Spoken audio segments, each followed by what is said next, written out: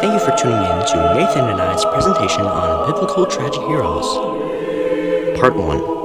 What is a tragic hero? Alright, so what is a tragic hero? So, the very concept of a tragic hero is an oxymoron, but if done right, it's kind of a character that adds much to a story. In general, it's kind of like the main protagonist.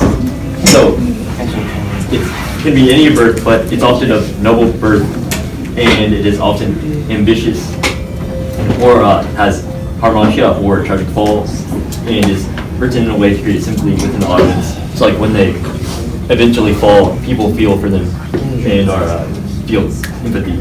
And then they also aren't perfect, and they starts off well and they just quickly degrade. And then they realize their imperfection after their flaw and become apparent, and they make a fatal mistake because of that knowledge. Yeah, and a large part of good tragic hero stories that you can sort of like see how even like you yourself could like fall on that path if you were in their situation, like falling prey to their same flaws. Yep, and then they often face unfortunate demise. So sometimes like an injury, or they often emotional damage. So here's the cycle that a tragic hero story typically follows. The first part is that they receive great fortune, fame, or ability, and they use that well, like kids in the story of Oedipus when he defeats the Sphinx. The second part is that the character's flaw is revealed. It's not like often directly stated, but like you'll find it through like just subtle events that happen. You'll see that like they have a certain flaw that sort of degrades their character. The third part is the turning point. Usually one like dramatic event is they're going to make the wrong decision at that event, and then that leads to the fourth part, consequence due to the character's actions. And the fifth part is the resolution of the story. The original tragic hero does not have a happy ending, obviously, but this may actually give rise to a new tragic hero, someone with the same flaws.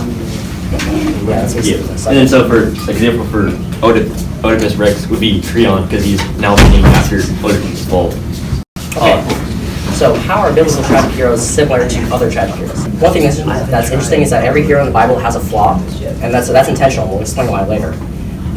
They're usually blessings and prosperity early on because of their admirable characteristics, but their harsha may lead them to lose those characteristics over time. And can be striking similar to how we act, so we see some similarities from them to us. And the new heroes often become so by eradicating previous calamities. So they usually solve the problem, that's how they do things. Alright, so how did the biblical characters differ from the other tragic heroes? So a lot of the tragic heroes that exist are like the oldest ones ever written. Yeah. And so this tells me that the Bible is a very impressive book. And often touches on many moral values that other tragic hero stories touch on also. But if you remember that we learned about archetypal criticism, is that it's the idea that many stories across cultures and times are basically the same because they each hold certain moral values. But some things are different about biblical tragic heroes because, for one, they all exist. They're not just like they're not made up. Just they're not fiction. The second is that their stories are not for entertainment. They're for warnings, lessons. They serve to give warn to people not to follow in their stead, and can even serve as prophecies. The stories obviously also always concern spiritual matters, and they highlight how a man is incapable of handling his fate, and that's sort of the lesson of each character's downfall is that they need something else to help them. Usually, it's God. All right, so let's begin. Thanks for watching. If you enjoyed this video, consider watching the rest of the videos in this series. Thank you, and goodbye.